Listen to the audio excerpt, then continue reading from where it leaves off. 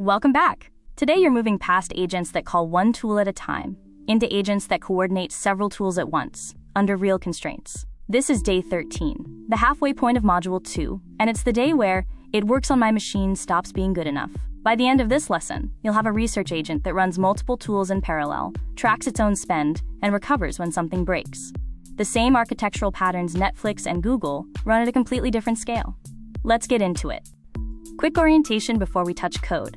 You're in Module 2, Week 2, Production Integration and Monitoring, and this is day 13 of 30. Everything up through day 12 assumed a single tool call at a time: your chat agent, your code analyzer, your recommendation engine. That assumption breaks the moment a task genuinely needs several tools working together, which is most real work. A research agent is the clearest example. It needs a web search, a document parser, and a fact checker, often at the same time, and it needs to stay within budget and stay safe while doing it. That's the problem we're solving today. And to be clear about scale, Netflix processes over 200 million interactions a day. Google handles billions of queries. Your agent won't run at that volume, but it will use the exact same orchestration patterns those systems rely on. Learning the pattern now means it scales later without a rewrite. Here's the mental model to hold before you look at any code. Picture orchestration like conducting a symphony. Every tool is an instrument, and it has to play at precisely the right time, at the right intensity, while someone is constantly listening for wrong notes. Concretely, every request your orchestrator handles moves through 5 states. It starts initializing, where security context and resource allocation get set up. Then it moves to orchestrating, where your tools actually run, in parallel, inside resource limits you've defined. From there it goes to validating, where every single tool output gets checked for security and quality. Nothing skips this step. Then synthesizing, where the validated outputs get combined into one coherent result. And finally monitoring, where metrics, cost, and security events get logged for later analysis. The part that trips people up: this isn't a simple success or failure flag. You're tracking execution status, security posture, resource utilization, and cost all at once. The same multi-dimensional state model AWS Lambda uses to manage millions of function executions simultaneously. And when a tool fails validation, the system doesn't just crash. It steps back to orchestrating, with a circuit breaker tripped for that specific tool, so the rest of the pipeline keeps moving. Let's break the orchestration engine into its 4 components, because each one earns its place. First, the toolchain manager. Think of it as your traffic controller. Every request passes through validation, then execution, then verification, and no tool runs without going through all 3 stages. Second, the parallel execution engine, which manages concurrent tool calls under resource limits. This is architecturally the same pattern Stripe uses to process thousands of simultaneous payment transactions safely. Bound concurrency, not unlimited fan-out. Third, the security validator, which runs input sanitization, output verification, and anomaly detection on every single tool interaction. This is what stops your research agent from being exploited through a malicious search result, or from returning content it shouldn't. And fourth, the cost tracker, which meters API calls, compute usage, and processing time in real time. At production scale, you need granular cost visibility, not a bill you discover at the end of the month. Put together, a request flows through 6 stages: ingestion, tool selection, parallel orchestration, validation, synthesis, and a monitoring update. And every one of those stages is doing real work, not just passing data through. Now let's look at actual code. This is a simplified but real version of the concurrency and budget layer you'll build out today. Notice the tool result data class first. It's typed. And critically, it carries a cost_USD field on every single result, not just a name and an output. Cost tracking isn't bolted on after the fact here. It's part of the data model from the start. Now look at the tool orchestrator class. The semaphore in the constructor is doing the work of the parallel execution engine we just talked about. It's a 1-line concurrency limit, and it's non-negotiable in production code. Unbounded fan-out is how you take down downstream services or blow through rate limits. Inside the guarded coroutine, notice the budget check happens before the tool ever executes, not after. That ordering matters. You want to fail fast on budget before spending money, not clean up afterward.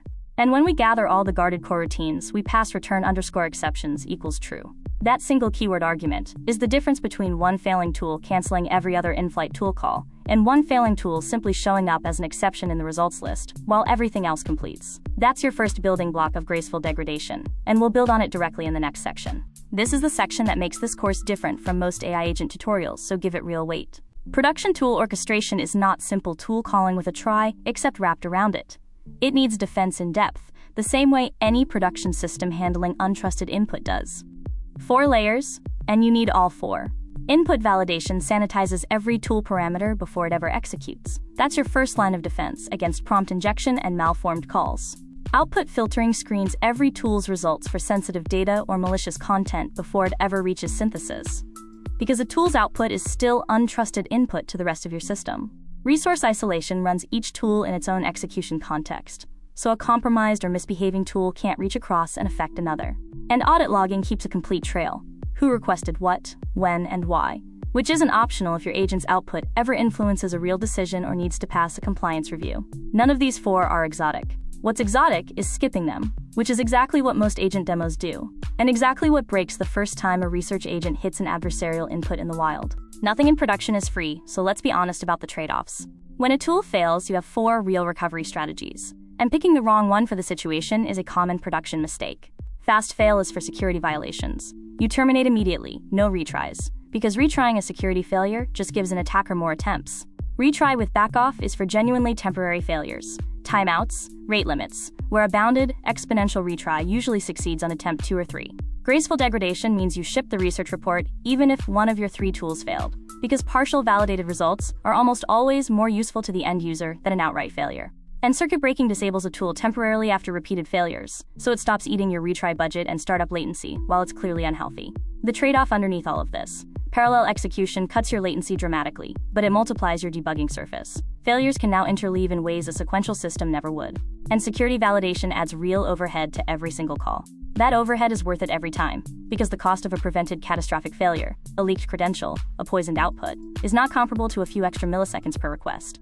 5 heuristics to carry forward, not just today's recap. 1. Bound your concurrency explicitly, every time. Never let tool calls fan out unbounded, no matter how tempting it is to just gather everything at once. 2. Give every individual tool call its own cost ceiling. Not only a global budget, a single runaway tool call can burn your whole budget before the global check ever fires. 3. Validate inputs and outputs symmetrically. Trust neither side of a tool boundary. A tool's output is exactly as untrusted as its input. 4. Circuit break at the level of the individual tool, not the whole request, so one flaky dependency degrades gracefully instead of taking the entire pipeline down with it. And 5. Design your synthesis step to work with whatever validated data survives. Partial results, clearly labeled as partial, beat a hard failure almost every time a real user is waiting on the other end. That closes out today's orchestration engine. Next time, on day 14, we wrap up week 2 entirely.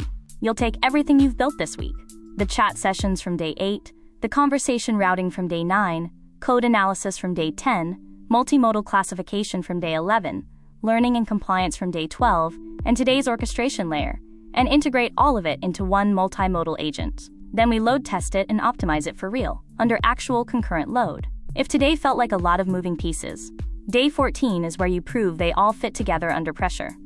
Quick pointers before you go build this yourself. Today's lesson and the broader course are both linked below, along with the Python asyncio documentation, since everything in the orchestration engine builds directly on primitives like semaphore and gather that live there. If you get stuck on the concurrency model specifically, that's the first place to look before you look anywhere else. That's day 13. If you're building along with this course, the goal by the end of today is a research agent that runs multiple tools in parallel, stays inside its budget, and survives a tool failure without taking the whole request down with it. Links to today's lesson and the full course are on screen. See you on day 14.